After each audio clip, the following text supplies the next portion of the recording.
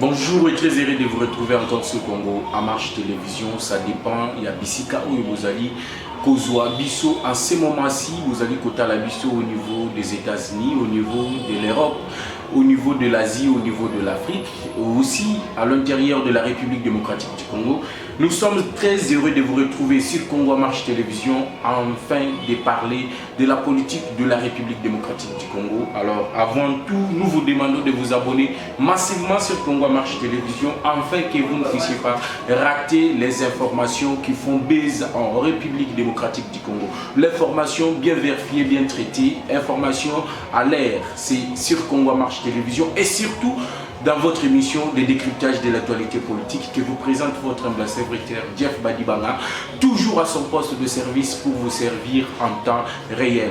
Abonnez-vous, likez nos émissions, commentez-les, partagez-les, ça nous fera plaisir car vous allez aussi participer dans cette émission que nous avons sur Congo Marche Télévision, d'informer la population congolaise, de réveiller, éveiller la conscience de tout un chacun, de tout citoyen congolais, de partout où il est, afin que tous ensemble nous puissions nous unir et relever le pays de nos ancêtres, le pays de Lumumba, le pays de Mobutu, le pays de Etienne Tshisekedi, le pays de tous ces grands hommes politiques qui ont sacrifié leur jeunesse, qui ont sacrifié leur vie, afin que ces Congo puissent exister malgré le problème les hauts et les bas qui s'imposent actuellement. Mais nous savons que si tous sommes déterminés, la République démocratique du Congo deviendra l'Allemagne de l'Afrique, comme l'avait dit le président Félix Antoine Tshisekedi Tshilombo. Alors, à ce qui concerne le pays, à ce qui concerne la nation, il n'y a pas l'opposition, il n'y a pas la majorité, il n'y a pas la société civile. Tous, nous devons être des républicains, tous, nous devons être des nationalistes, afin que nous puissions aimer notre nation. Et aimer la nation, c'est donner tout ce qu'on a pour que la République démocratique du Congo puisse avancer et que les intérêts du Congo puissent passer avant tout ce que nous faisons dans la vie. Voilà pourquoi aujourd'hui, je vais parler de deux grands sujets qui font la une en République démocratique du Congo. Le premier sujet, c'est l'attaque des positions de nos FARDC par le milicien des M23 soutenu par l'armée rwandaise, l'armée patriotique rwandaise, l'APR, qui a soutenu le M23 pour venir attaquer les positions de nos forces armées de la République démocratique du Congo dans le territoire de Rutshuru, dans la colline de Ruzonzi. Et c'est là qu'ils ont attaqué les positions de nos forces armées de la République démocratique du Congo.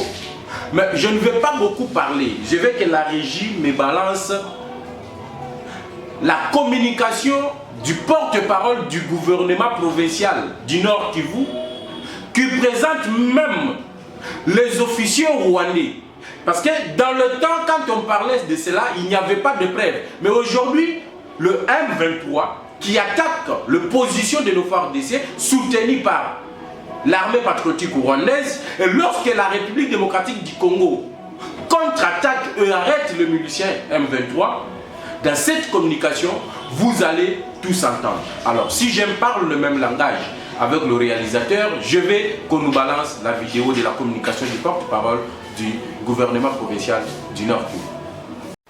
Les forces armées de la République démocratique du Congo portent à la connaissance de l'opinion tant nationale qu'internationale que dans la nuit du 27 au 28 mars 2022, le M23, soutenu par les forces de défense du Rwanda, les RDF, a mené des incursions et attaqué les positions des FARDC de Tchanzu et Runyonyi dans les territoires de Rutshuru.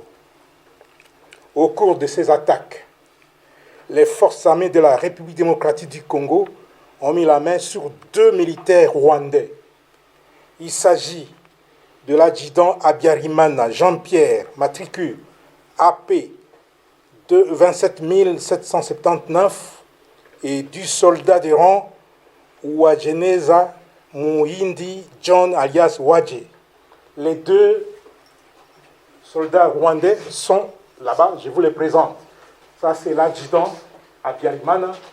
Et l'autre là, c'est soldat de rang appelé Uwajeneza Muhindi John. Ce sont les deux qui ont été capturés au combat dans les territoires des Rutshuru. Tous sont du 65e bataillon de la 402e brigade d'infanterie des forces de défense du Rwanda. Ces deux sources crédibles précisent les noms de leur unité et l'identité de leurs commandants de bataillon et de brigade. Le 65e bataillon et la 402e brigade, commandée respectivement par le lieutenant-colonel Rurindo Joseph et le général Nkumbito Eugène, sont basés à Jarama, au camp militaire Kibungo, au Rwanda. Au regard des informations fiables fournies par ces deux sources crédibles, les FARDC s'interrogent sur le sens de la mutualisation des efforts en vue des opérations conjointes avec un partenaire qui ne respecte ni ses engagements vis-à-vis de la RDC, encore moins sa propre parole à l'occasion des différentes rencontres et échanges entre leaders à tous les niveaux. Voilà, vous venez de suivre ensemble avec moi cette communication fracassante. D'ailleurs, je loue l'audace qu'a eu cet officier de dire la vérité. Nous l'avions dit dans le passé. Nous l'avions plusieurs fois dit que le Rwanda ne peut pas être un pays ami ou frère à la République démocratique du Congo. On savait le plan du Rwanda sur la République démocratique du Congo. On savait ce que le Rwanda était en train de faire. Les sorties médiatiques récentes du président Paul Kagame, qui avait prévenu d'étouffer la menace même en dehors de ses frontières. J'ai fait une analyse ici sur Congo Marche Télévision et surtout dans votre émission de décryptage de l'actualité politique pour dire que ces propos du président rwandais étaient canalisés ou soit dirigés vers la République démocratique du Congo. Kagame avait déjà menacé, avait envoyé l'alerte à la République démocratique du Congo. Kagame avait dit qu'ils ont l'armée pour défendre leur petit pays. Il a dit le Rwanda c'est un petit pays, mais nous avons l'armée pour défendre notre pays.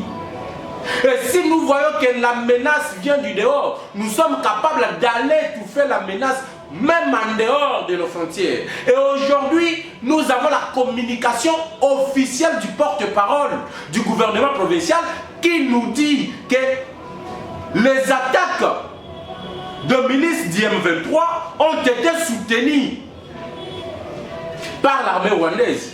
Et parmi les arrêtés que le FARDC ont arrêtés, il se retrouve qu'il y a des officiers rwandais. Il y a des officiers rwandais.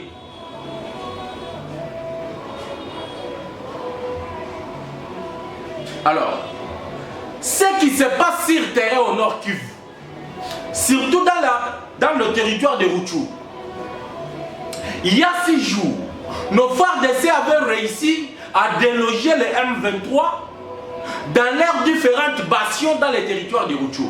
Ils ont été mis en débandade, ils ont été déguerpis de leurs bastions.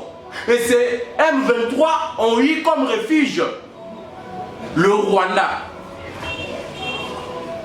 Et aujourd'hui, le M23 attaque les positions de FARDC avec l'appui de l'armée rwandaise. Aujourd'hui, il n'y a pas quelque chose à se demander, il n'y a pas beaucoup de questions à se poser pour voir que le Rwanda, c'est lui qui soutient, qui finance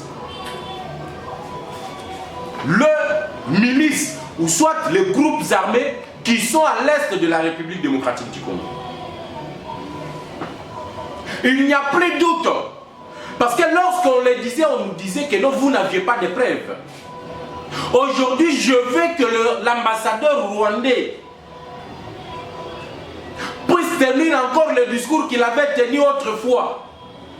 Parce qu'ici, il y a l'arrestation de Rwandais, des miliciens ou des soldats rwandais sur le sol congolais. Chaque fois qu'on disait qu'il y a eu la présence de l'armée rwandaise en République démocratique du Congo, c'est M. Vincent Karega s'est donné le luxe de répondre pour dire qu'il n'y avait pas de preuves. Alors aujourd'hui, nous avons les arrestations des soldats rwandais.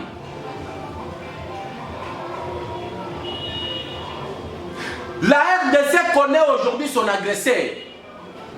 Il le connaissait déjà dorénavant. Mais on n'avait pas de preuves palpables. Aujourd'hui, nous avons des preuves palpables plutôt qui montrent que l'agresseur de la République démocratique du Congo s'appelle le Rwanda. La diplomatie, c'est mieux.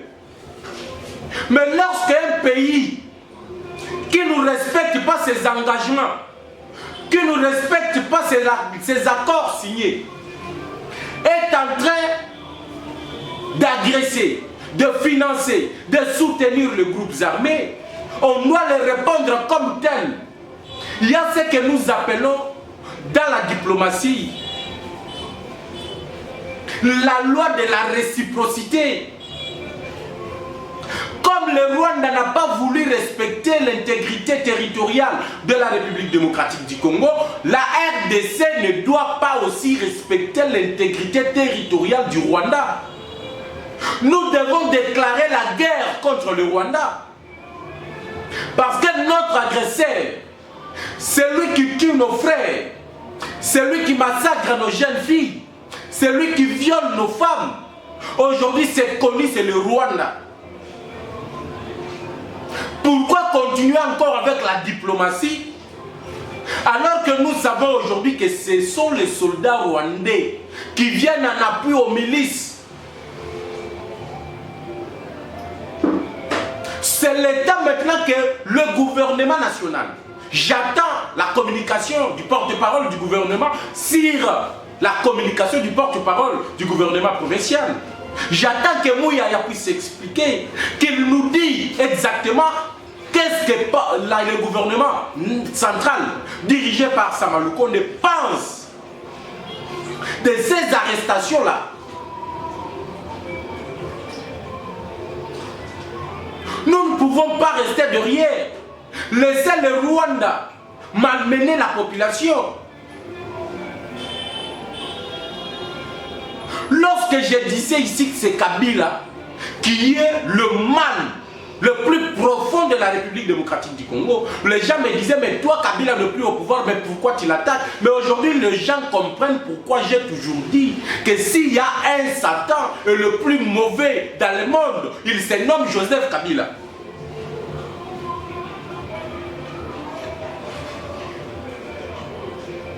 Kabila, c'était un élément dangereux que Paul Kagame a utilisé. J'ai une liste ici de plus ou moins 20 officiers supérieurs qui étaient dans l'armée patriotique rwandaise et aujourd'hui qui sont des généraux, qui sont des colonels dans nos forces armées de la République démocratique du Congo. Comment imaginer que ceux qui étaient des officiers supérieurs dans l'armée rwandaise sont aujourd'hui des officiers supérieurs dans l'armée congolaise? Comment expliquer ce paradigme-là?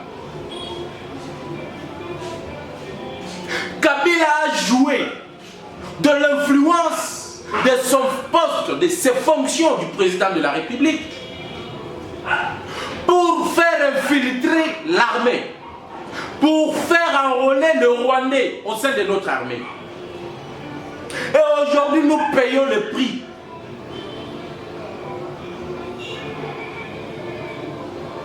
Le plan de Kabila, c'était lorsqu'il y a une milice lorsqu'il y a un groupe rebelle et que ce groupe rebelle sème la terreur dans un territoire, dans une partie du territoire national, le plan de Kabila c'était d'appeler ces gens, de leur dire vous devez cesser la guerre et je vous intègre dans l'armée avec le grade de fonction que vous aviez lorsque vous étiez dans la milice ou bien dans les groupes armés. Mais regardez, les officiers d'IM23, ils ont été intégrés dans l'armée. Mais la milice mouvement du 23 mai n'a jamais fini. Les FPIC, tous les autres groupes rebelles, leurs chefs ont été intégrés dans l'armée. Mais les choses qui étonnent, ces groupes armés-là n'ont jamais disparu. Jamais quiconque a défi qu'il me dit quel est ce groupe rebelle dans lequel ces officiers ont été recrutés dans l'armée et que ces groupes rebelles ont disparu et ne sont pas opérationnels dans l'Est de la République démocratique du Congo. Vous allez trouver que ces groupes rebelles continuent à opérer, même malgré l'enrôlement de ces officiers, de ces chefs gradés dans l'armée. Et qu'est-ce qui se passe? Ceux qui sont maintenant dans l'armée, lorsque l'armée élabore le plan de contre-attaquer les groupes rebelles, eux communiquent directement avec leurs frères qui sont dans les groupes armés pour leur dire attention, les FARDC viendront de tel côté, ils vont attaquer de tel côté, ils vont utiliser telle arme. Et comme ça, l'ennemi se prépare. Soit l'ennemi bat en retraite, et lorsque les forces armées viennent, ils vous annoncent qu'ils ont conquis un territoire. Et après 2 ou 3 jours après, le groupe rebelle refait surface. Le plan machiavélique de Kabila. Le Rwanda doit être traité comme tel. C'est notre ennemi. Je préférerais même dans le système éducationnel de la République démocratique du Congo qu'on puisse y insérer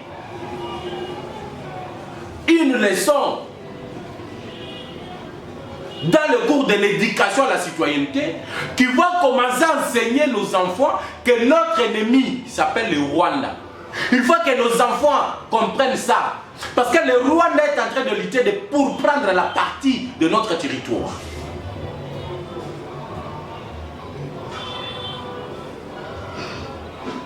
Et si nous, Congolais, qui sommes aujourd'hui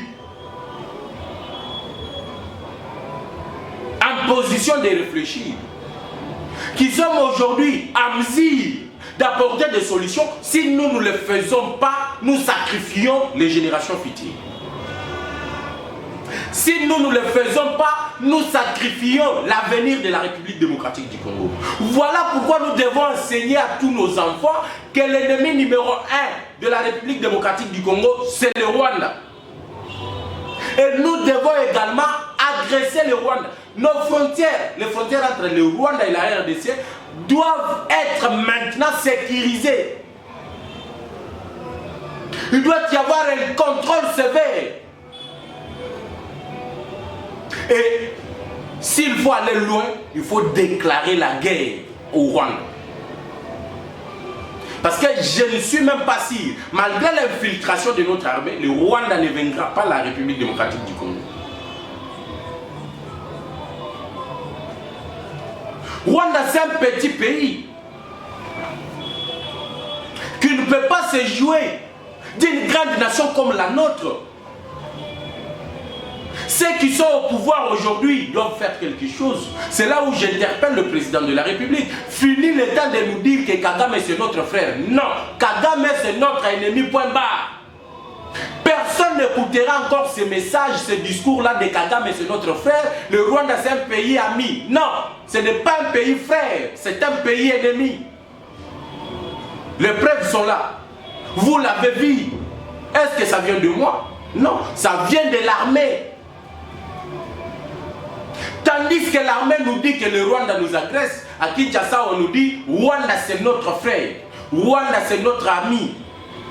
Mais qui est cet ami-là dont toi tu as confiance, mais lui te poignarde dans le dos? Et tu sais que c'est cet ami qui me poignarde dans le dos, mais tu continues quand même à vivre avec. Tu continues quand même à vivre avec, malgré que tu sais que c'est lui mon agresseur. Ça n'est fini avec cette histoire de relations bilatérales République démocratique du Congo, Rwanda. Ça n'est fini à partir d'aujourd'hui. Nous réclamons, nous, population congolaise, nous réclamons que l'ambassadeur du Rwanda soit renvoyé. Il doit quitter la République démocratique du Congo. Mais M. Karega et tous les diplomates rwandais doivent quitter. On doit montrer au Rwanda que nous sommes un pays respectable. Nous sommes un État respectable. Et pour commencer, l'ambassadeur du Rwanda doit être convoqué au ministère des Affaires étrangères. Et une fois que les explications qu'il aura données ne convainc pas la nation, il doit être expulsé automatiquement du territoire national. Comment on peut protéger un diplomate d'un pays agressé?